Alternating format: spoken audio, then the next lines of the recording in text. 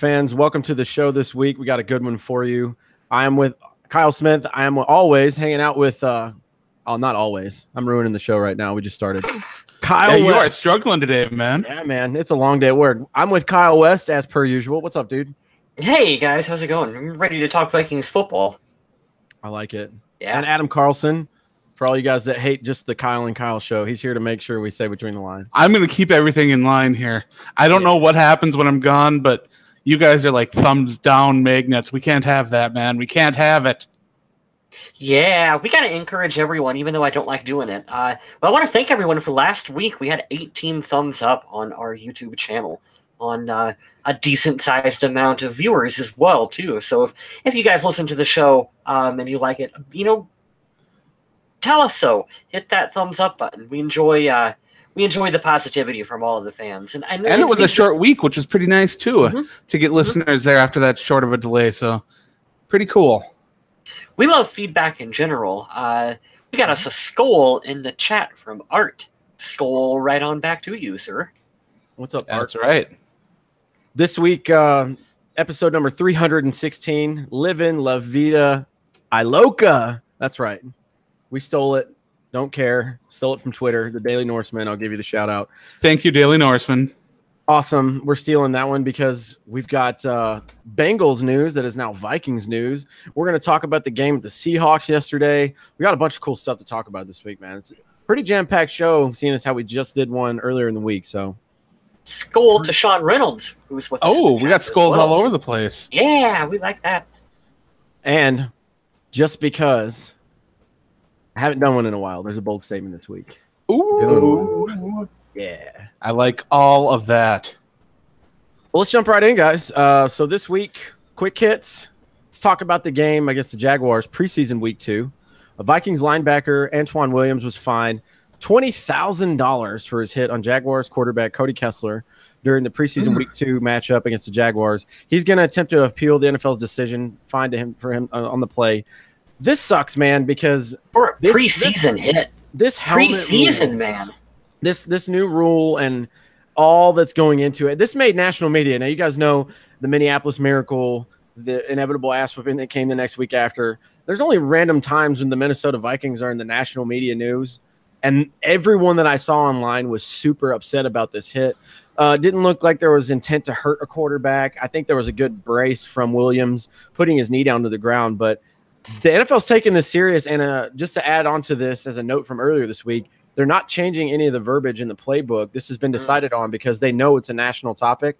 This rule's not changing for the season, so we're going to have to adjust and figure it out on the fly pretty much. NFL's buckling down. I read about how they said that they expect this to take about 3 years for players to get used to this rule, for it to just become like second nature for players to adjust to it. So they're expecting an adjustment period. They're handing out fines in preseason, man, which that sucks for a player who may or may not make the team to get a fucking fine thrown at him. It's like getting fined for practice, man. Now, Antoine Williams isn't exactly making millions this year either. Right? That's a big chunk of his money. I believe his signing bonus was like maybe triple that for signing with the Vikings. And that's a big chunk of money for a guy like him.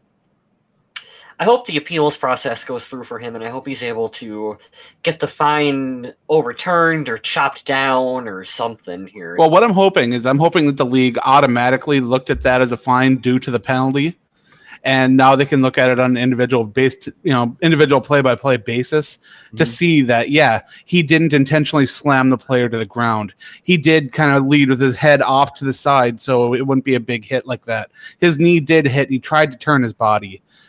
He gave a really good statement about that, and I quoted that in my article on the Viking Age, along with Mike Zimmer, who somewhat agreed with the play, but I think that's only to like not really ruffle a lot of feathers at this point. I was listening to that on KFan where they were talking about how head coaches can't quite just come out and say whatever they want about the league. They can get in trouble for that too. Which is probably hard for our coach. Yeah, and so I think it's maybe easier for Mike Zimmer to kind of agree a little bit with that. I'm sure behind closed doors, he probably has a stronger point of view with it than what he shared publicly. Mm-hmm. If I were a betting man, I will say that I believe this hit by Antoine Williams is going to be appealed, and the appeal will go through. And I don't see them fining him for this hit. Now, there have been other plays during the preseason that have had those big hits on the quarterback where the player landed on top of them, and yeah, those are the ones that they really want to eliminate. It's plays like this one with Antoine Williams that kind of somewhat fit the rule, but it's that gray area where you can look and say, okay, he wasn't meaning to knock his socks off with this. Mm-hmm. Yeah, this is going to be a controversial topic. And I think Mike Zimmer hit it on the head. Kyle was just talking about it. He can't really go against the grain because the NFL is going to – it's kind of like for me in the Air Force. As much as I might hate it, I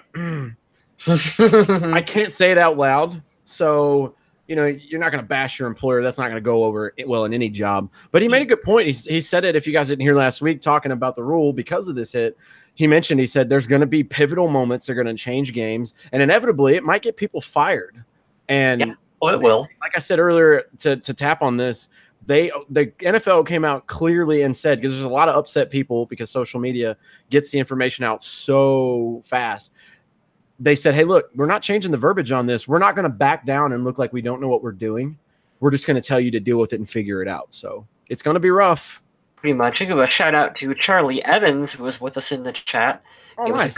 Give us a go Vikings. We'll give him a skull right back. And we got Real Purple and Gold, and that's an awesome username. Thank you for joining us as well, too. Lots of new faces with us in the chat. That is always appreciated. Absolutely. Mm-hmm. That's exactly what we want. Welcome to all the new people in the chat. If this is your first or second time, thank you for joining us. We're going to go through some more of these quick hits. Man, we got a lot of these too. Vikings land safety and a veteran of the league, former Bengals player George Iloka, hence the name of the show today. Contract is reportedly worth less than $1 million. This was a shocker. Veteran minimum, right, Adam? Yeah, it should be like for him. Yeah, that's got to be close. Something like that. That's what Adrian got. I think did we talk about that already? Did we talk about that on the last show? That was last week. Yeah, Adrian Peterson, if you guys didn't hear, he signed with the Redskins. He played yesterday. He looked all right. It was pretty cool. I was having that problem, too. I couldn't remember what we talked about last week versus this week. Yeah, because we did a show kind of recently, yeah. It happens, but this was a shocker for me because George Iloka is not a scrub. He's not that old. No. I don't know why the Bengals do Browns things sometimes, but they get rid of players. I don't know if it's just because of a cap hit or something, but you could tell he wanted to be here because he took the vet minimum. He signed very quickly. Oh, yeah, super fast. Within a day, wasn't it? I believe over on the Viking Age, Adam Patrick put up an article, should the Vikings pursue George Iloka? And it was that same night That's incredible. that he ended up signing. And let's be honest, the Vikings have so much talent in that secondary that Andrew Sendejo is severely underrated as far as the Vikings fan base giving him credit. Right. Mm-hmm. Iloka adds just another talent to where they can do more things. They can have extra safeties out on the field. They can pull an extra linebacker out. They can use a safety in nickel. It opens up so many opportunities. And we saw during this preseason game, George Iloka already suited up and went in and played. It's not very often that we have a player that the Vikings sign and boom, he's in the game. Terrence Newman 2.0 in a different position. That's how well he knows Mike Zimmer's defense. That's what I was going to tap on, man. They have a history. Yeah. And let's be honest, too. He looked amazing against those third-string players. And when you are a starting caliber player you go in there against a third-string team, you should look like a professional. And Iloka looked like he was head and shoulders above everyone else that was in that game at that time. He sure did. Ben Lieber brought up an excellent point on K-Fan about how the Vikings underneath Mike Zimmer are in a position that the team was never really under before, where free agents want to come here. We're a destination. And he talked about how, maybe Brett Favre comes here and it helps for that year. But overall, his tenure, when Ben Lieber, during his time with the Vikings, he never felt that they were a destination for the NFL. And we're starting to see players like what just happened, they want to come play for Minnesota, and they'll play for less to come to Minnesota. I'll ask you a question on that. Was Minnesota, before Mike Zimmer got here, just a place you could sign because they'd sign you because you're a big name and you'd get a big contract? Were we that team where you're like, I'll go play for the Dolphins because they'll give me $100 million? Yeah. Now we have Sheldon Richardson, Kirk Cousins came here, George Iloka. And let's be honest, too, Sheldon Richardson's contract was not nearly as much as I thought it was going to be. Yeah, you were pleasantly surprised with that when the details came out. I remember that day. These players are willing to take a little bit less as far as their money for the chance to be on a team that has serious potential. The Vikings did reach the division round of the playoffs last year. The conference championship didn't go the way that fans wanted it to, but that's pretty much as close to the Super Bowl as you're going to get without actually making it there. I want to give some shout outs here really quick to the chat because we got a lot of awesome stuff going on here. We got Goliathus said that he has not been with us since last year. Just because we go all year round doesn't mean you have to listen. And I remember Goliathus from our Survival League. Yeah, so awesome. Make sure you play Survival with us this year. Charlie Evans, he says the Vikings will win the Super Bowl in 2018. We have come too far not to win. Our team is stacked at defense and the addition of Kirk Cousins. And he also goes on to ask who will score more touchdowns really quick. Latavius Murray or Dalvin Cook? Murray. How about both? Honestly, I think Murray. I think Cook is going to do a lot of the work in the middle of the field, and then we're going to get down to the goal line, and we're going to give it to Latavius, the bigger back who can, power it in and get some. I missed the first part of that. Are they asking who's going to score more touchdowns? Yeah, more touchdowns. See, I'm going to say Latavius Murray too, but I think Dalvin Cook's going to have a greater total number. I think he's going to score off some screens and some pass plays because he does that a little bit better than Murray does. But when it comes to stealing touchdowns, I'll make a bold statement right now. I think Latavius Murray has 10 touchdowns this year, double digits. What's up? Ooh. Yeah, because we are going to see Cook move the ball real well through running and the passing game. Mm-hmm. Wouldn't that be a bitch? Remember when we were talking about Brett Favre earlier? Remember forget what game it was. He threw to Sidney Rice, had 10 catches that game. He's like, you're going to be the first guy to get 1,000 yards in a season and never score a touchdown. Wouldn't that be Dalvin Cook's luck to be 5.1 yards per carry and 1 touchdown through 6 games because Latavius steals them all? Well, what was it with Adam Thielen last year? He had 1,000 yards receiving and 4 touchdowns. Yep, sure did. Ridiculous. He moved the chains. He just wasn't a big red zone target. But, I mean, hey, whatever gets the job done, man. This is a team game, and all these players on the Vikings know that it's going to take a team effort to get where they want to go, which is why it's awesome to see players like Latavius Murray and Dalvin Cook pushing each other. We've already seen them talking about it. Latavius Murray saying, well, I want to keep pushing for as many carries as I can. I want to get that goal line work. I want to get some short yardage work. I want to get in there and do as much as I can to help this team win. And Dalvin Cook, especially after you saw him on the sideline during this game getting interviewed, they asked him, they said, did you want more time in this game? And you saw in his eyes that he wanted more time in there. Mm-hmm. But it's all about doing what's best for the team. And I'd have loved to have seen Dalvin Cook in there longer too. But it probably wasn't the best thing for the team at the time. Yeah. Give another shout out here to Jake from Northwestern Iowa with us in the chat. I'm not the only one from Iowa in the chat. Jake, thank you for joining us, sir. And we got all kinds of new people in there. Hey, yeah, I want to say thank you. Just like Kyle said, I want you to come back next week. If you can't make it, come the week after that. If any of you guys are new in the chat, I'm going to be that obnoxious guy on YouTube, but I want you to help us out because somebody before you has done this for us, and just one of you does it each week. We're going to get more new people in there. And you notice in this chat, during our live chat, we'll shout you out. We'll say what's up. We'll talk about the topics you guys want to talk about. Share our stuff on your social media pages and tell your friends. If you have any Viking fans that want to listen to this show, please. And the selling point, if that's not enough, if you do some of the stuff we tell you to, like the Survival League, you could win free stuff. Just saying. So true. All right, we'll jump back into these quick hits. So we're talking about George Iloka. He recently signed with us. He just grabbed a jersey pretty much overnight. So he has Adrian Peterson's old number, 28 right now. He's not going to wear this jersey number during this regular season. He said, and I quote, honestly, the roster's full right now. They rushed me from the plane to practice. I think that was the only number available, so they threw me in. Iloka wore 43 for the Bengals, and currently that's shared by fullback Luke McNitt and linebacker Rashard Clyett. So the odds are pretty good that that number is going to open up. Yeah, I didn't want to be the person to say that, but probably true. I know the fullback, if his name's not CJ Ham, he's probably not going to make the roster, and that's CJ Ham's a stretch to make it too. No, don't be that guy. I don't know, man. I don't know. We got a bunch of running backs now. Did you see him catching the ball out of the backfield and blocking, man? CJ Ham's a lock too. I saw him yesterday too. I just wanted to get into this running back drama that we have on the team. Like, well, we've got 15 running backs now. We're good. We don't need a fullback. Hey, CJ Ham is sneaky good. He's making the roster. Is he the new Zach Line? He's better. He's better than Zach Line. No, I'm not debating. Oh, snap. The line has been drawn. The Zach line. The Zach line has been drawn. So, yeah, you'll see. We were talking about George Iloka. He's probably not going to wear AP's old number. These two guys, don't know if they're going to make the roster, but sure his number will change when the regular season comes, which is super close. It's very, very close. So, pretty excited. The Vikings announced on Tuesday that the team has signed center Jacob Judd, a free agent of Western Illinois. He spent his rookie minicamp with the team on a tryout basis. He received an invite to the New Orleans Saints rookie minicamp as well. So, camp buddies. Yeah, more offensive line news that really isn't news, like Kyle's talking about camp bodies. Yeah. Mm-hmm. I think there was a fullback too, wasn't there? Yep. They also signed fullback Luke McNitt to the roster. It was recently released by the Atlanta Falcons. So, didn't we look this up one time? Don't these practice squad guys make like $80,000?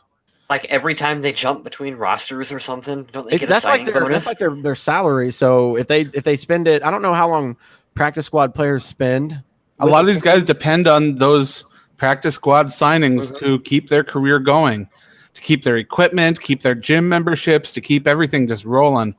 Remember that wide receiver we had that was like with us and Green Bay and like 14 other teams? Oh, yeah. He was all on their practice squad. Like, yeah, like that's not a bad. No, it's not a bad gig. If you don't mind moving around, that's fine. If I was a single athlete and couldn't quite make it, but could make practice squad, I'd sign every single time. I'm in the military and I make like $50,000 a year. And if I was, now I'm not saying football's easy by any stretch. We know that by the average number of years that people play, but $80,000 is a comfortable life. So that's not bad. I don't know when you're moving all the time, and I don't feel any sympathy. It can be a little bit more of a challenge, but I don't feel any sympathy for those guys moving for football. But that's a solid point. Moving does suck if you have to pay, especially if you like those guys that get cut and signed. Like, oh god, how do you break your lease? Like, if you get an apartment, right. You're just like, hey, I gotta leave, and then you got to pay the early termination fee on your cable and everything like that. That sucks. Yeah, never think about that. None of them have Never mind, cable. guys. Adam, you just dated yourself. None of them have cable. Oh, sure they do. And I'd date myself. I'm handsome as heck. He is. Ladies, swipe right when you see Adam on Tinder. That's right. Swipe right on Adam. All right, this last one's pretty cool. To celebrate National Breastfeeding Awareness Month, the Vikings and the Minnesota Sports Facilities Authority announced the opening of a new mother's room at US Bank Stadium. That's awesome. Private breastfeeding room will be available for all major stadium events and will be open to the fans for the first time during this Friday's preseason game against Seattle, which was yesterday. So it was open for the first time yesterday. Pretty cool. They announced this when the stadium was being developed. They had plans for this for a long time. And it's nice to see them finally implement it. I know that breastfeeding is a hot topic for a lot of people because of what it is and, you know, how decency clauses and whoever is up in arms. I don't know. But to give space for people who need time to feed kids and have televisions in there so you can watch along. They showed a little bit of what that room is like during the game. And it's pretty nice. I think it will serve the needs pretty well. I figured it would be kind of top notch because everything that is involved with anything of the new Viking Stadium or Performance Center is super awesome. Got a question here in the chat. What happened to Mobo, the wide receiver from Germany? He spent a year on the practice squad and then got cut. I think he had a season away from football. And the last I heard, he was with Detroit. Was it Detroit? The Bengals. Oh, Cincinnati as a Bengal. They're trying him out as tight end. So he is still in Cincinnati as well. Yeah. Did he spend some time with Detroit on their practice squad or as a tryout or something? I am not sure. I don't believe officially he has. He may have gone for a tryout, but he never ended up signing or anything like that. I think he had a tryout after he got cut by the Vikings. But yeah, he's out there trying out at tight end. Hey, nothing will beat his time with the Swabish Hall Unicorns, though. That's a jersey you're going to want. Yeah. You sure got the size and speed. If you can just figure out the rest of the game. Yeah, that little part. But we wish Mobo luck. That was definitely a reach, but I mean, it was fun. It felt like a little bit of a PR thing, which was fun. I don't know if it was worth using a draft pick on, but Mr. West got into the love. He's got him a Mobo jersey. I got the jersey. I got his autograph from training camp, and it was a lot of fun. And you felt good for the guy. It's a fun story. So absolutely, whatever, man. NFL draft is reality TV. They gotta pay a little bit into that reality television aspect of it every now and then. That and it helps to increase global awareness of the game. Sure. There's still those that when they hear football, they think of soccer. So we got to increase the awareness of American football everywhere else. Technically, they're right. We're wrong, but you know. Guys, I just got really, really sad. We're going to move on to the Seattle game, and I forgot. I thought I'd never have to talk about Alex Magoo again, but we have to talk about him. Alex Magoo. We have to talk about this guy and his stupid last name for the next 15 minutes. Son of a bitch. All right, here we go. Alex Magoo. We're going to do our game recap, just in case you guys didn't see. There was actually a thrilling finish to the preseason Week 3 game. I'm calling it it's the preseason Minneapolis miracle that we pulled off against the Seattle Seahawks. Here we go. It's already back. The single greatest preseason win in the history of the Minnesota Vikings franchise. Okay, it might be the single greatest win, but the single greatest thing that ever happened in Vikings preseason history was Audie Cole had back-to-back like pick sixes. Oh yeah, that was amazing. Best thing I've ever seen. Audie Cole is in the Minnesota Vikings preseason Ring of Honor, not the actual Ring of Honor, the preseason Ring of Honor. So we won yesterday, 21-20. This was a roller coaster ride. There were some ups and downs, but before we do that, we always give away a game ball and a donkey, and we're going to do that right now because that's what we do here at the Purple People Podcast, and it's a lot of fun. I'm going to let you gentlemen go first. Do you want me to kick it off, Adam? I'll kick it off. I'm going to give my game ball to Kyle Slaughter, who I totally understand why the fans of Denver loved him so much, and do not continue to understand what John Elway is doing at the quarterback position, because he is a good developmental prospect. There's a reason the Vikings went in and they paid a lot of money to bring in Kyle Slaughter. Yeah, man. I think he's improved every week we've seen him on the field. I just like what he brings to the table. I want him as quarterback number 2. I don't like Trevor Siemian. Trevor Siemian, to me, looks terrible. He's awful. I don't ever want to see him in the game for the Vikings. Spoiler alert. Siemian has not been impressive. No, not at all. My expectations for him coming in were like, oh, he can be like the Case Keenum journeyman backup who can come in and impress and look good in the system. And it's just been a failure for him. Kyle Slaughter, I think, should be quarterback too. I hope they do that. I'm not convinced they will, but I hope they do. I'll jump on in here, and I will give my game ball to Eric Kendricks. Nice. I love everything Eric Kendricks does on the football field. And I say this a lot during these podcasts, and I'm going to keep saying it. I love that so many teams are willing to look past his heart, his determination, his football smarts, and see a linebacker that was a few inches shorter than they wanted and pass on him. I think that's amazing that he was able to fall into the lap of Minnesota, and he can come in and do so many different things. He can drop back in coverage. He can go after the quarterback. He plays the run extremely well. He's a pretty sure tackler. There's so many things this guy does so well, and it was all on display in this game, and I loved it. Yeah, he's slowly turned into be one of those solid pieces on the defense. And we locked him up. He's going to be here for a long time. Sucks to suck, Green Bay. Yep, you passed on him. I'm going to rub that one in again. I'm giving my game ball to Mr. Anthony Harris. Goodness gracious, man. I know George Iloka is the title of the show, and he stepped in and shined in a very limited amount against some third stringers. Yeah, he tipped up that ball on the interception too, which was pretty cool. Yeah, he sure did. Have to give him credit for that. Anthony Harris has had a good preseason. Mm-hmm. When he's had to step in for games in the past when Sendejo was down, he did great.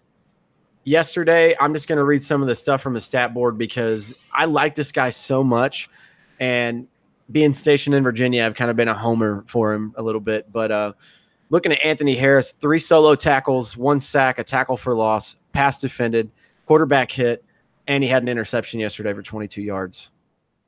This guy's awesome, and yeah, he stood out to me a lot. I didn't get to watch a lot of the first half. I stepped in when the Trevor Siemian train started to sort of try to derail. Yeah. I mean, it moved about 3 feet, but yeah, Anthony Harris stood out to me yesterday, and he looks like he knows what he's doing. He's a solid backup at safety, and he can step in, when a starter goes down and get the job done. He's not going to cost you a game, which I really, really like. We got some game balls here in the chat. Jake, his game ball is Chad Beebe and Jake Weineke. Yep. That is a good split. Good picks. If you're going to split it, that is who I would do too. Was there another one? A lot of Chad Beebe. People like Chad Beebe in the chat this week. Should. He was the leading receiver yesterday. Touchdown, 5 receptions for 59 yards. 2 touchdowns. Mm-hmm. I believe if you count that 2 touchdowns in the preseason for Chad Beebe. Mm-hmm. Now, Keeley actually leads, I believe, all receivers except for running back Rock Thomas in the receiving game this preseason.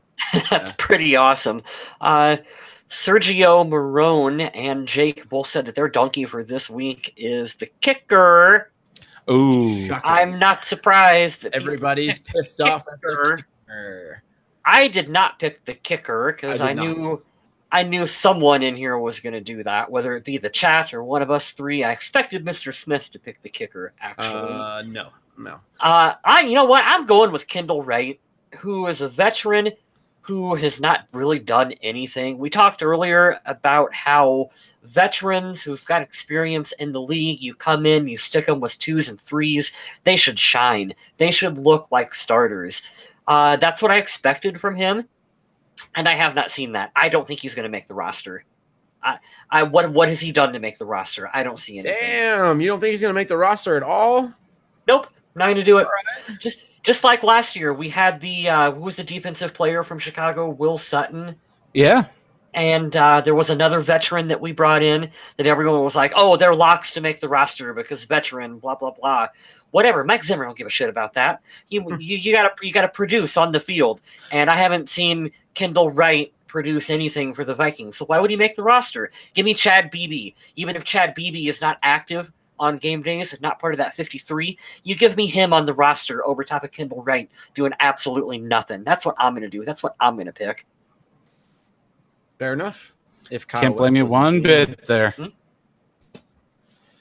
The donkey, it's tough because there were some players that did put in some pretty poor performances, but I don't think anything was more disappointing than watching Daniel Carlson miss those 2 42-yard field goals.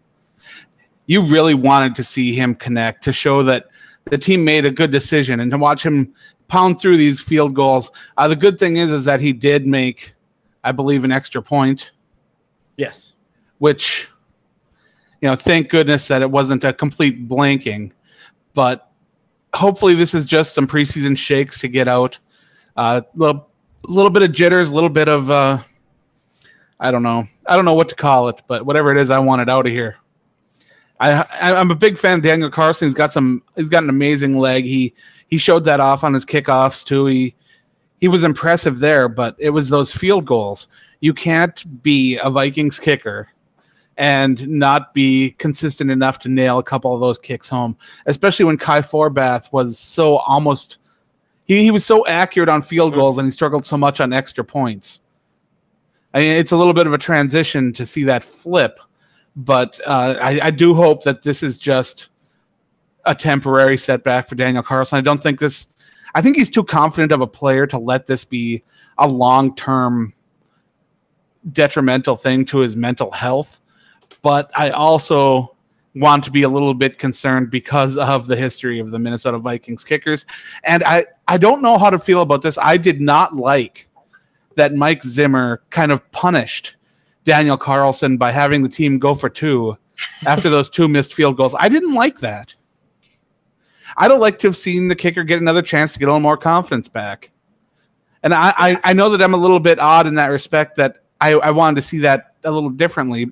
I understand what he did and why he did it. It's just I'd have liked to have seen him be able to get a little more confidence back. Get another attempt in anyway. What do you guys think of that? especially because they were at home. I agree. In front of the home crowd, you want to get them. You want to build some confidence. I had kind of mistakenly called them routine kicks in our chat, and you kind of corrected me a little bit on that, Adam. Which 42 is not routine. They're longer than routine kicks, but I guess kind of my whole thought process is that he is at home.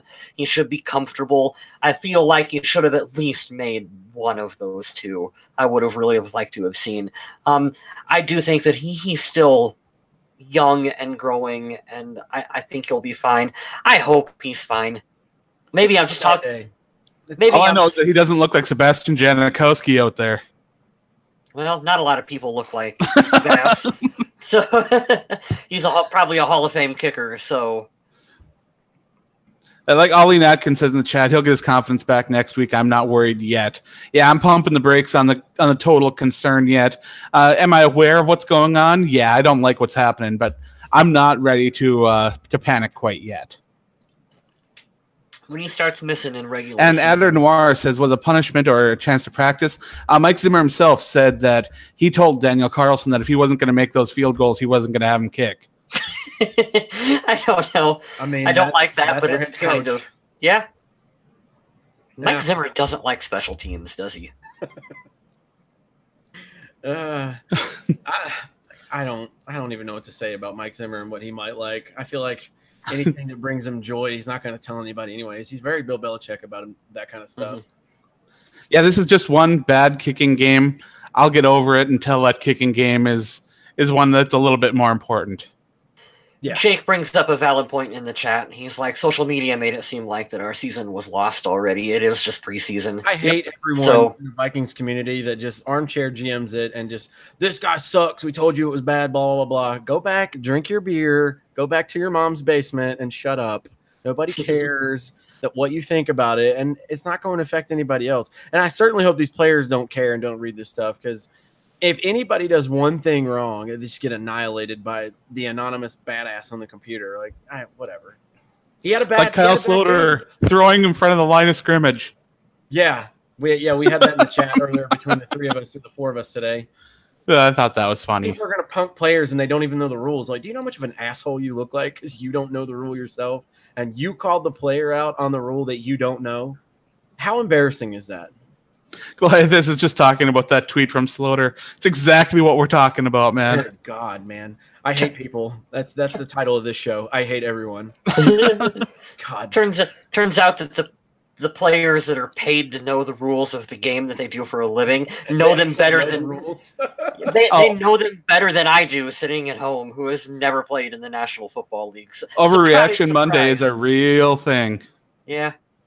I'll tell you what else I hated. Trevor Siemian's quarterback play yesterday. Oh, it was brutal. Here's my donkey. Mm-hmm. Have it. I'm going to read you a stat line, everyone, in case you missed it. 4 of 8 for 3 yards. His Kirk Cousins, 17 of 28, 182, average of 6.5. Solid performance, right? No, a little bit donkey, but what can you do? Yeah. Mm-hmm. I mean, Seattle's starting defense, even though the Legion of Boom's not there, it's still a good caliber defense, right? Kyle Sloter, man of the day. 2 touchdowns, 11 of 15, 85 yards, 126.4 rating. Not bad. Get ready, guys. About to blow your socks off. Trevor Siemian, 4 of 8 for 3 yards on the day, 0.4 average, 3 sacks for 25 yards, and 2 of those were on third down. That's what gave it to me, and a 56.3 rating. I'll tell you what stood out and why I picked him. When I watched in my opinion, what's the greatest Super Bowl I've ever seen, when the Patriots had that stupid comeback from 25 points down. Little things in every game. We can pick out stuff from the Vikings all the time. What if Blair Walsh wouldn't have missed a field goal? What if Favre wouldn't have thrown an interception? Blah, blah, blah. Think about this. If Matt Ryan doesn't take a sack on third down and completes that and keeps the drive going, they win a Super Bowl. Their chances shoot up dramatically to win a Super Bowl. I'm not saying that Trevor Siemian's going to the Super Bowl and he might win it for us, but Jesus Christ, man, don't take a sack on third down. Don't take 3 sacks on the day. Get rid of the damn ball and try to throw for more than 3 yards on your outing. He was terrible yesterday. He was awful. And if you watched that game and you did not know that Trevor Siemian used to be a starting NFL quarterback, you'd have thought Kyle Sloter was that guy. I'm starting to think that, man. What if Kyle Sloter gets moved up to quarterback too? Would we be pissed? I mean, Trevor Siemian's had starter experience, but he's played bad. Here's the thing. Been the opposite of impressive, whatever that is. It's bad, man. That's my donkey. Yeah, no, I'm not sorry. No, I had that exact same thought when I was watching the game. Like, this quarterback started games for the Denver Broncos. Like, he was their starting quarterback. Yeah. Yeah. And on Twitter, I posted up a list of the quarterbacks that the Denver Broncos have drafted, and it is not a very good list whatsoever. Mm-hmm. Not good. When they're calling him Jay Sergeant Cutler's their Slaughter star. Because most people don't remember that John Elway was not drafted by Denver. Mm-hmm. Oh man, that made me think of another. We'll talk about it offline because I'm going to go way off the rails there. Talking about quarterback ratings and the top rankings in all time. Yeah, Denver's had it out, man. Even with Peyton Manning, he had that unbelievable year. What did he throw, like 55 touchdowns? And got to the Super Bowl and just got annihilated.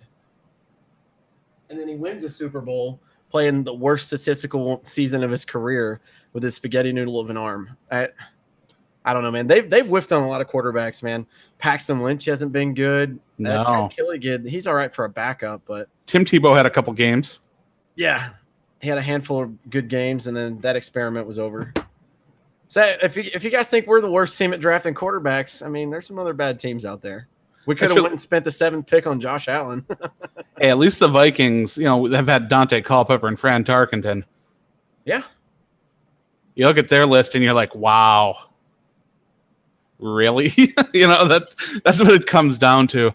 There were some other options for Donkey this week. Even though Latavius Murray had a touchdown, his longest run was 5 yards on 10 attempts, and he only gained 24 yards. The Vikings offensive line was having a really hard time busting open holes, especially against that first-team Seahawks defense. It's not good because we play them in the regular season. Yep, and Dalvin Cook got those 2 touches, which was not quite what you wanted. And on those 2 touches, he gained 1 yard, and then he was out. Mike Zimmer said that he just wanted to see Dalvin Cook take a hit or two. But I wanted to see some cuts. I wanted to see some acceleration. I wanted to see a lot more. So for me, that was disappointing for me as a fan, is that I wanted to see that. I personally think they should have played him more. He's still a young player. This is not... I mean, Dalvin Cook is good, but he's not Adrian Peterson. He's probably not going to play in the 4th preseason game. So are we really super comfortable with him only getting, 3 touches in the 3rd preseason game, and that's it? 110% yes. I don't know. I think he should have gotten... ACL in September, October. Yeah, but dude, no. He's been medically cleared. I don't care. He'll play one way or another. I mean, if you put Latavius Murray out there, save this kid's kneecap. If he goes down in the preseason and tears his shit up again, could you imagine?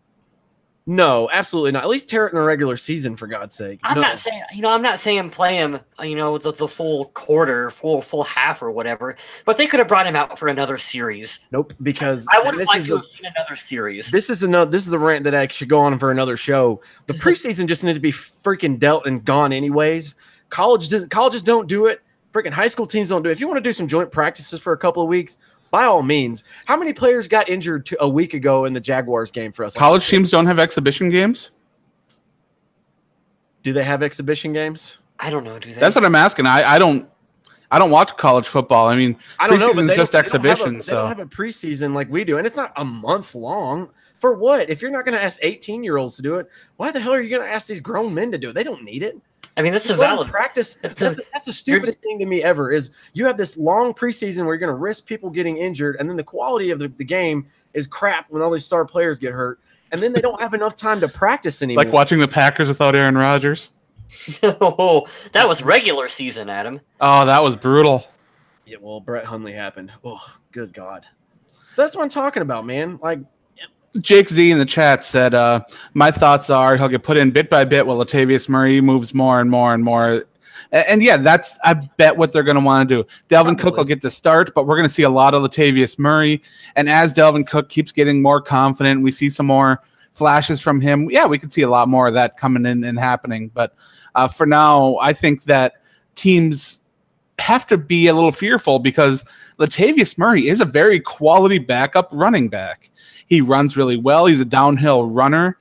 He holds on to the football well usually. And we saw this game. He had two hands on that football. He was not having a fumbling performance again. I'm sure he learned a quick lesson from last week. Yeah, man, he's a good back. I don't want to stress out about star players getting injured anymore. We've had enough of that for 4 fucking seasons. Forever. Compiled into 2 within the last 2 years. I'm sick of it. I don't want to see it anymore. That's why I get so uptight about it. I don't want to see Dalvin Cook go down because the month that we had him last year, I was like, oh, man, we're back. We're not going to have the best running back in football like we used to have, but we're going to have a top 10, and we're going to be fine. Now, I've got a fun thing I want to talk about, but I'm going to go off a chat question here because it feeds right into it. Let's hear it. Do you guys think the Vikings should have stayed drafting Mike Hughes instead of going after an offensive lineman? Now, you guys all know that I'm a big fan of Mike Hughes. I predicted the Vikings would go cornerback in round 1. What I did not predict is that the Vikings would be taking Brian O'Neill in the 2nd round. Now, Brian O'Neill gave up his first pressure of the preseason in week 3 in the passing game, and he's bulking up to be more effective in the run game.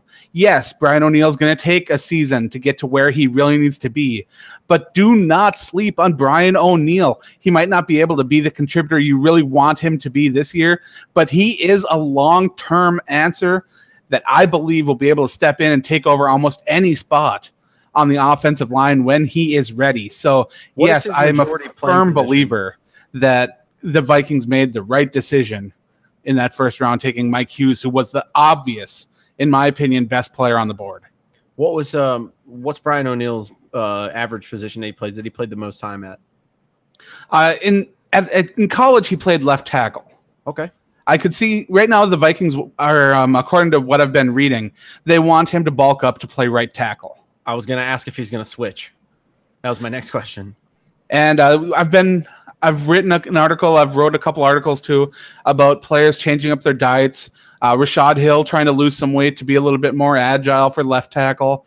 Brian O'Neill trying to bulk up for the right tackle. The Vikings are building a team for the future. They're locking down all these long-term players for multiple seasons. And, 2018, we're not going to see a lot of the fruits of that labor. I do believe that we're still the team's still going to be very, very good this year. But they're setting themselves up for long-term success. Yeah, and if they're planning on having a championship caliber defense for years to come, you draft a corner like Mike Hughes who can sit a little champion.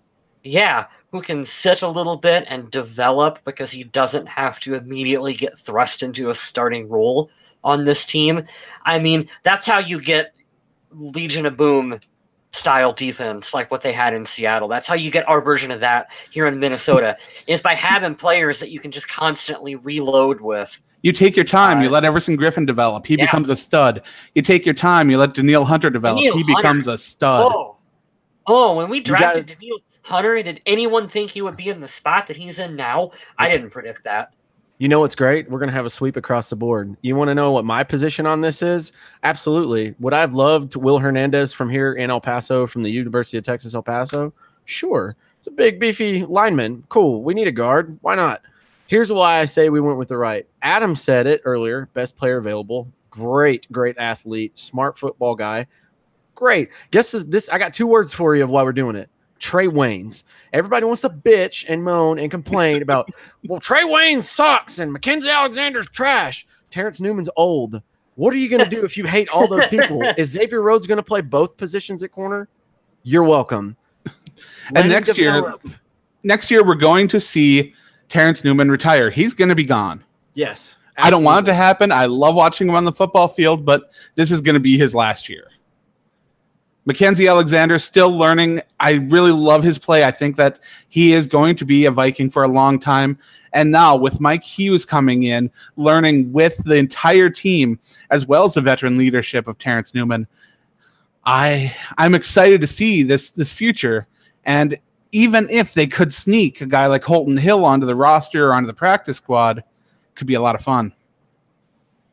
It's been the thing. It's social media all around, but it's just what I was talking about. People aren't happy one way or the other. We could land. Name your favorite quarterback. Name the best. Who you think is the best. So we could land Aaron Rodgers. Joe Montana. We could land Tom Brady. We could have vintage Joe Montana. There's going to be Vikings fans, multiple, that are going to be like, "This is dumb. Mike Zimmer should be fired." Like, you got to trust the process. Look at what happened. Mike Zimmer came here. We were 7-9. The defense was awful the year before. He's like, "Cool, you handed me a poop sandwich? Well, I've got to change the whole kitchen out." So guess what happens? We go 11-5. Freak accident happens to the quarterback. We still manage to stay above water in 500. And then that fourth year, we're the best defense in the NFL. Pretty sure whoever he picks, especially in the first round, if they're a defensive player, they're going to be a stud, guys. Just let it happen. I don't understand people. I'm not complaining to anyone in the chat, by the way. You gave out a great question and got a spirited answer, but I absolutely love this kid. I cannot wait to see him play corner. Everyone on social media is stupid except our fans. Our fans at the Purple People Podcast are all brilliant, and we love each and every one of you. Yeah, we went off on a lot of a tangent here, but instead of jumping right into the stats from the game, we ended up doing a lot of analysis. We've had a lot of good discussion here in the chat this week, and that's what makes it fun. I would rather talk to the guys in the chat sometimes. We had another good question I wanted to ask you all. Sergio brought up if we think we will have 2 1,000-yard rushers between our 2 running backs. I say no, because the running backs are going to be catching a lot of passes out of the backfield this year, and so I think that's going to take away from what would be traditional rushing yards, because they're going to be receiving. You're going to see a lot of receiving yardages from our 2 backs this season. I don't think we're going to have one 1,000-yard rusher, to be honest. I don't either. I'm going to give one 800 plus and one 600 plus, and you can take your guess there. It's pretty obvious. Dalvin Cook's going to have about 800 something. Latavius will have about 6. Latavius will steal more of the touchdowns, and Dalvin will have more total yards from scrimmage. That's it. That's not saying that Cook isn't going to be able to break some big plays and maybe hit 1,000 yards, because if one of them is going to do that, it's going to be him. Yes, 100%. Latavius is going to be that short yardage goal line guy that's going to be trying to punch people in the face with his football arms, right in the mouth. Just not with the crown of his helmet. Yeah, that's one thing Paul Allen has to stop saying when he's doing his commentary is lowering his head. Lowers his head and powers through. No, stop saying that. No, he didn't do that. That's a fine. That's a penalty. He didn't lower his head. Vikings have an interesting problem where we have a lot of really talented players on offense, like a lot of really talented skill players. So it's difficult to say that this player is going to have 1,000 yards rushing or this player is going to have 1,000 yards receiving, because you've got to dish out yardage between Adam Thielen and Stephon Diggs and Kyle Rudolph. And then other receivers are going to be in there too. And then you got...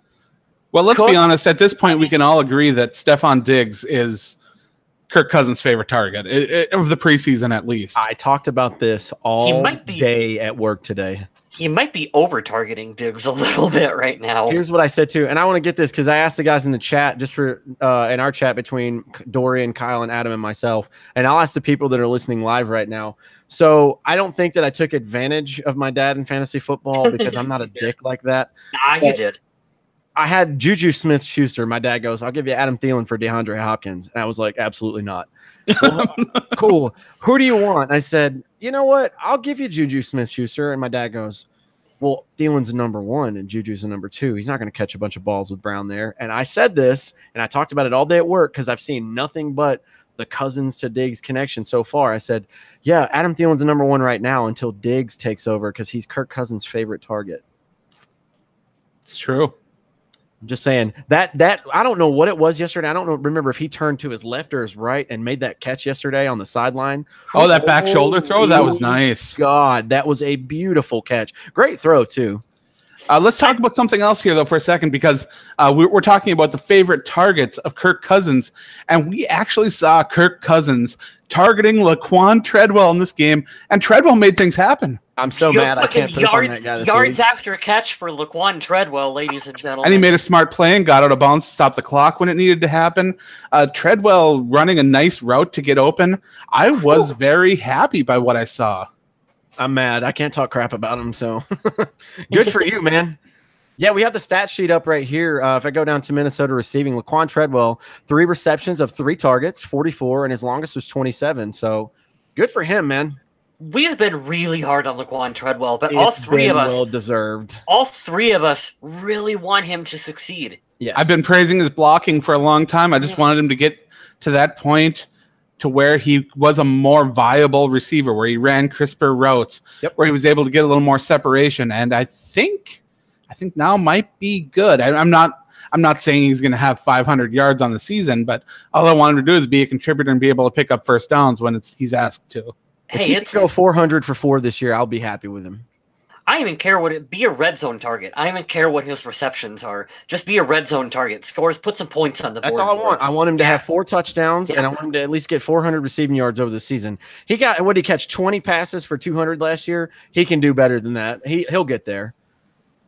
So we've been hard on him, but don't get it twisted, man. We all want this kid to succeed, because why would you not want any of your guys, especially a first-round pick, man? Now, Tyler Conklin was targeted twice and did not haul in either of them, right? I got the stat sheet here. Yeah, he was targeted once and he held in nothing, it says. So I was hoping to see a little bit more from him, too. I love those tight ends. I love that they can be sneaky targets. David Morgan continues to show me that he's definitely worthy of a practice squad spot. Blake Bell, I think, had a little bit. He had a catch in this game, which kind of put him on the radar a little bit. But the Belldozer was out there. But yeah, I still am not sure what the future holds for the Belldozer. Hey, Kyle, you're monitoring the chat. I want to ask people a question while we're doing this. Is Mike Boone locked in at the running back 3? Because I'm looking at him again. They were trying at like hell to get him in yesterday. 9 carries, 26 yards. Longest was 8. He has 4 receptions for 13 yards. Is he a lock for the running back 3 spot? I still think it's going to go down to the wire. I think it goes down to the wire on the preseason game 4 as to who they keep. And who fits the scheme, though? That's the thing, too. You got to remember. I heard PA talking about yesterday. Said this guy was built for this system. So yeah, I think Boone's the favorite for the spot right now. But I'm excited for this 4th preseason game, because this is where we are going to see guys like this shine. They're going to get a lot of time. You guys are going to get a ton of Kyle Sloter and a ton of Trevor Siemian this week. So I think maybe some Peter Pujols. I don't know. The good thing is we don't have to say Matt Magoo anymore after this show. We have not seen Peter Pujols take a single snap. I don't even know who that is. Adam, who is that? The Vikings' 4th quarterback. Who that is? Okay. That guy. He suits up. He goes out there. Doesn't play. Hey, you get that roster bonus all the same. Insane.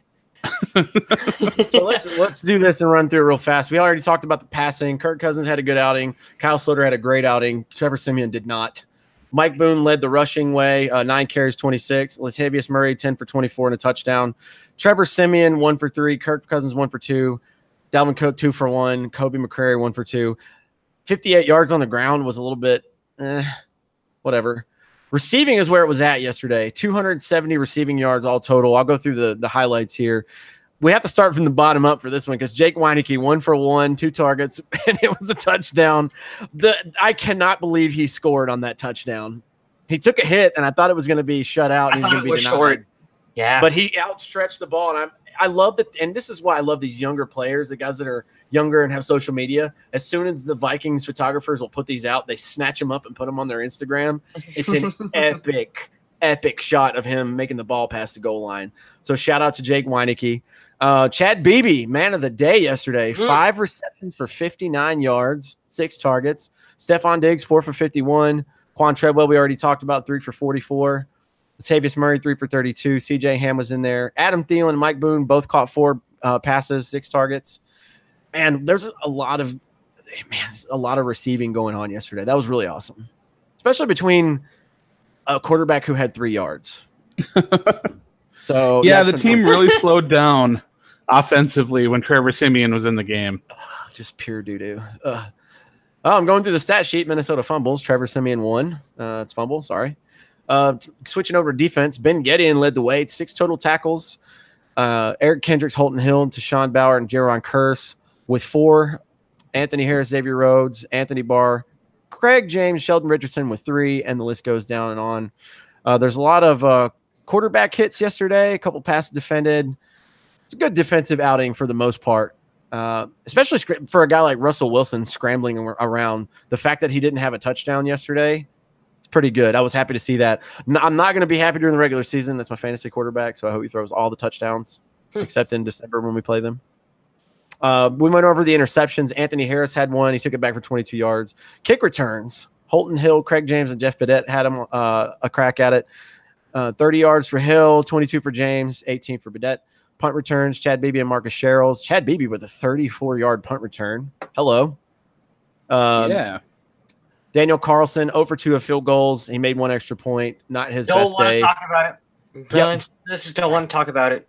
Ryan Quigley, rounding it out. 6 punts yesterday, 268 yards, average 44.7. Longest was 54.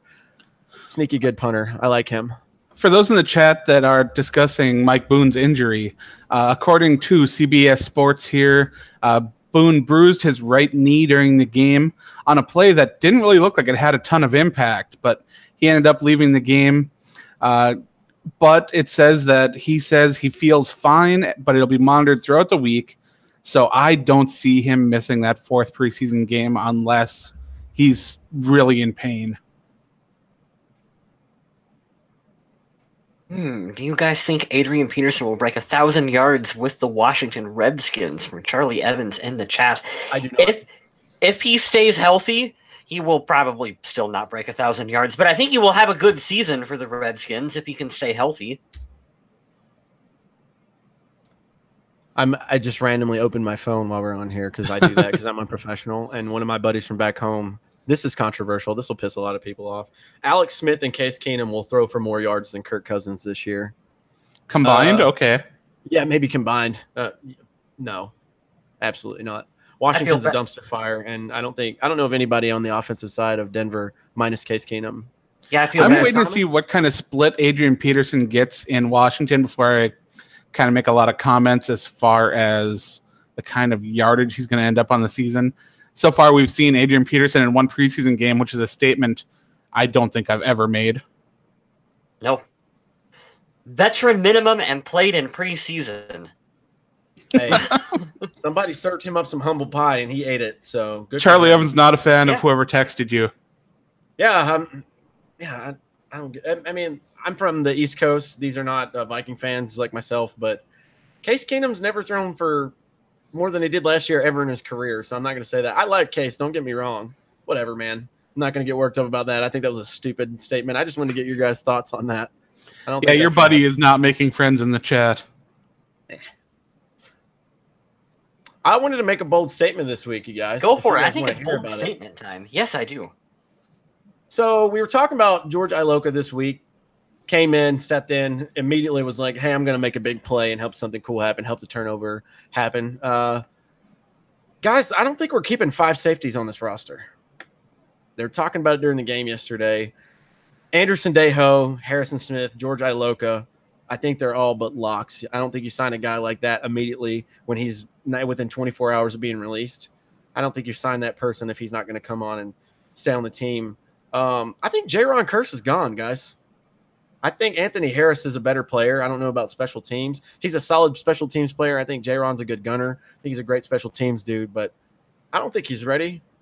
And I think George Iloka coming in kind of sealed the deal. I think your 4 starters are Smith, Sendejo, Iloka, and Harris. Jaron Kearse is out. What do you guys think? I don't think that's that unreasonable of a take. I don't see the need for the 5 safeties, and I like Jaron, but it's, you know, if you don't do something like Marcus Sherrills where you can actually do the special teams and then you have something stick out like a punt returner and score touchdowns, you don't really have a use. So that's weird to say, man. I thought he was slowly getting better and slowly progressing because he's huge. He's like a 7-foot-tall safety. Yeah. I was a big fan of that guy, but I think he's gone, man. And dead silence. All right. Sure. Let's talk.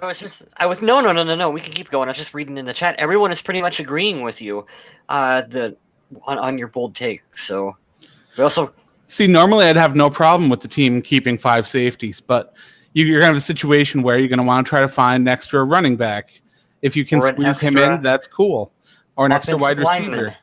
Yeah. And the Vikings are going to be scouring those final cuts for any offensive lineman that they think can come in and help. Well, you guys already know we got to get a new kicker, so we've got to save an extra spot for that too. Don't go there. Why did you say that? Don't do that shit. We have to. All right, so on August 20th, we posted up to you guys whether it's a make or break season for Laquan Treadwell, what kind of season he'll have, and some of you guys answered. Danny Yang says he will break his record this year, which I believe means that he thinks he'll have a career season, which I totally agree with. I think this will be Laquan Treadwell's best season of his NFL career. I think we're going to see him get more involved in the passing game. And yeah, like I said before, I don't think he's going to have massive yardage numbers. He's not going to score double-digit touchdowns, might not even get 5 touchdowns, but he's going to contribute and help the team win, which I think is more important. We got Jaron, who says he'll actually get a touchdown. And I think this could happen. I think this is a year that we see a Laquan Treadwell touchdown. I hope so. Emmanuel Mueller, not as optimistic. He says he should have been dealt after 1 year, in my opinion. Oh, dear God. Well, that's some of that armchair GM work that I'm not sure I quite agree with, but I try to listen to everyone's opinion, so why not? He's not wrong. I mean, it's been a frustrating path for Laquan Treadwell. And Tommy Gunn answers none of the questions with a meh. Thank you for your contribution, sir. Yeah, 3 letters and a period. I guess it's helpful. That's old Tommy Gunn for you.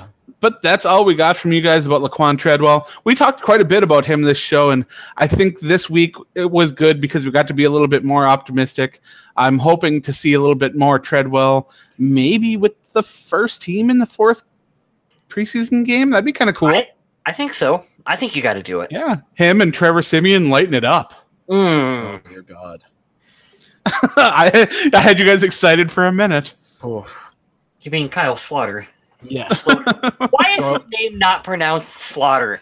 It'd be so much cooler if it was it's America, Slaughter. bro. If you want to pronounce it Slaughter, you do whatever the hell you want. I'm all for that. Kyle Slaughter. He slaughters defenses. That sounds so I look at it, I want to say Slaughter, but it's Slaughter. And we'll always have those people that comment when we say a name wrong. It's going to happen. Remember when we were doing it on purpose, Adam? I used to love pronouncing Adam Thielen's name wrong. Now I can't even say it wrong on purpose. Shout out to my fantasy football team this year. It's more than a Thielen, just because. Had to. I wanted to do something with Stephon Diggs, but it wasn't as fun as that one. We got yelled at hardcore for doing that. People I got a fantasy football story, though. Oh, Buddy drafted Alshon Jeffrey, right? Mm-hmm. But he didn't want to get up to write it on the board. So he yelled and said, "Hey, write down Alshon for me." And the guy writes down L.Sean. I laughed so hard. Oh, that's a quality joke. Sean. That's a quality joke. I have no idea who that would be, but I loved it. It was fun. No idea, but he got drafted. Sean, welcome to the NFL. Really quick, I agree with Eric Grindal in the chat. I think Chad Beebe is talented enough that he could make the roster. I don't know if he would be active on game days, but I don't know if you can float him onto the practice squad. Yeah, right now, I think the big question, other than the kicker and the offensive line situation, of course, is whether or not Kendall Wright has done enough to make the squad. He hasn't done shit to make the squad. I think that's the question. I think if you base it off what he did in previous seasons, I don't care.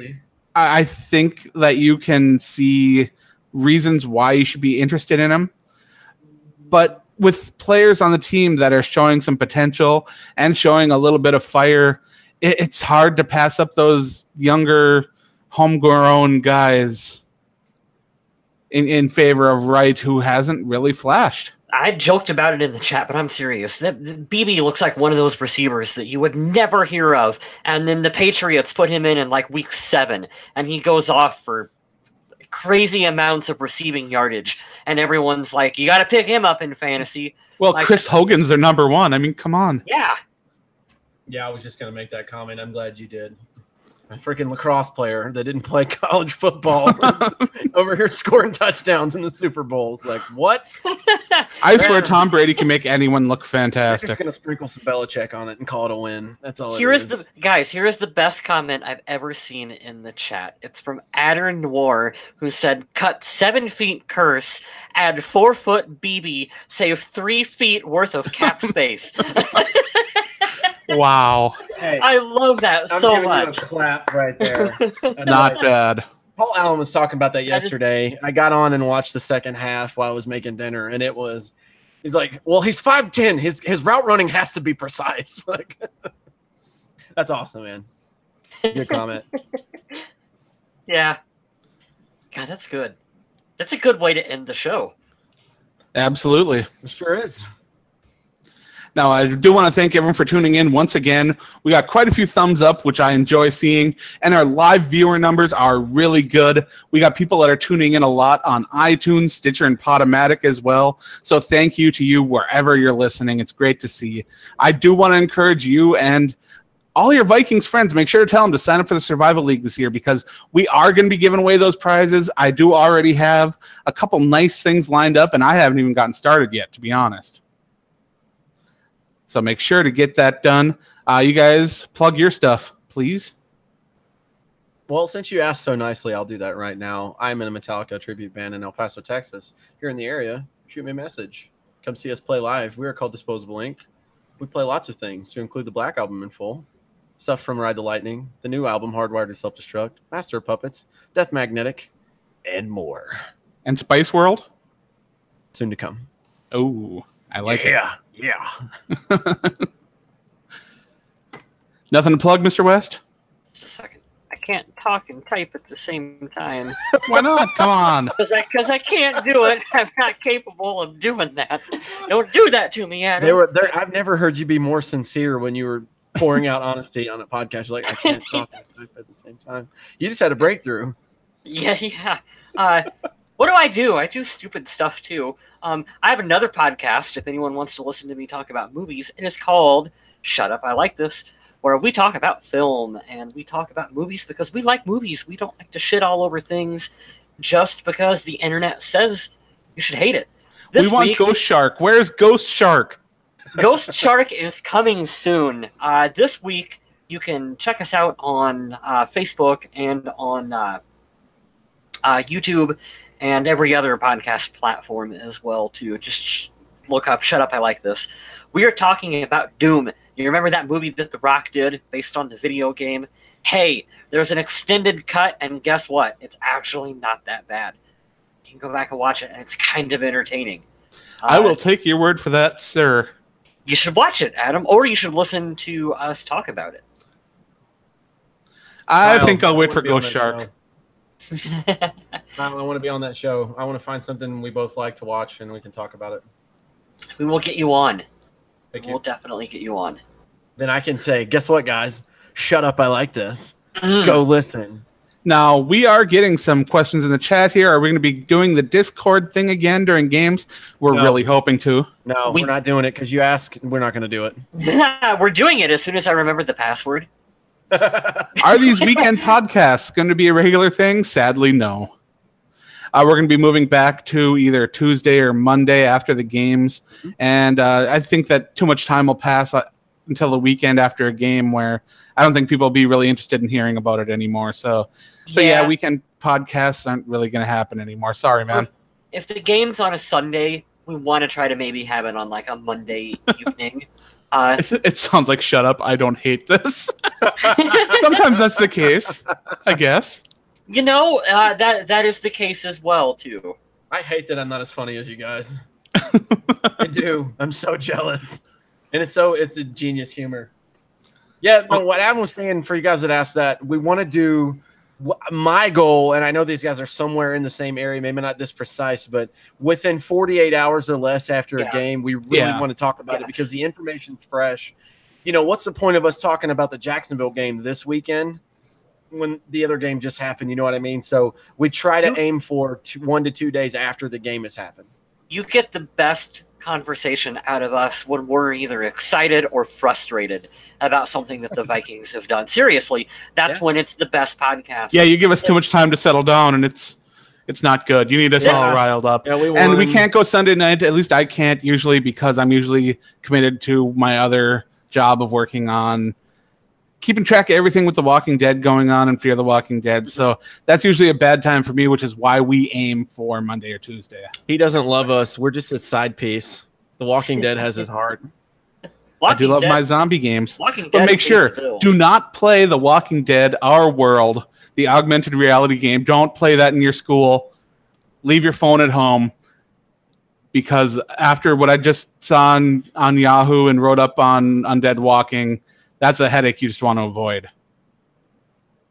You heard it first here on the Purple People podcast. 18-year-old kid got arrested for intimidation for playing that game and putting a video on his social media channel. So might not want to play those video games. What?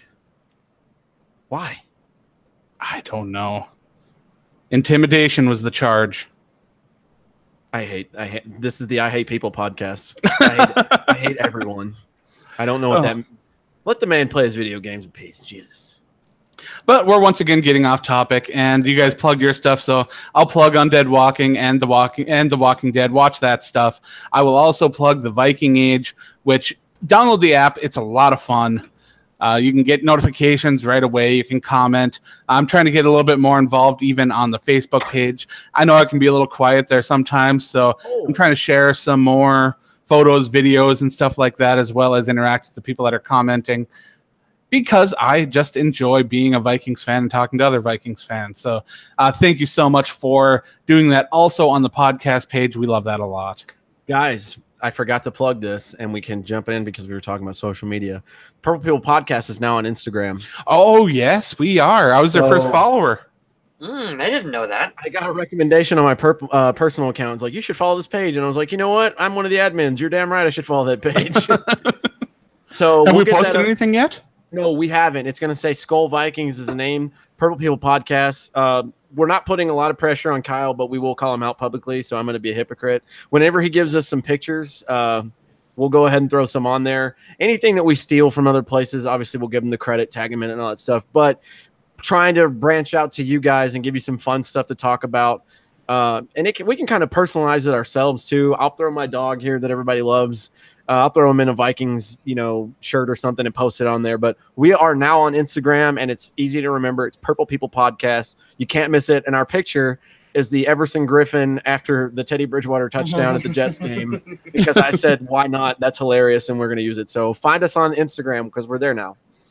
I like it. I like it a lot.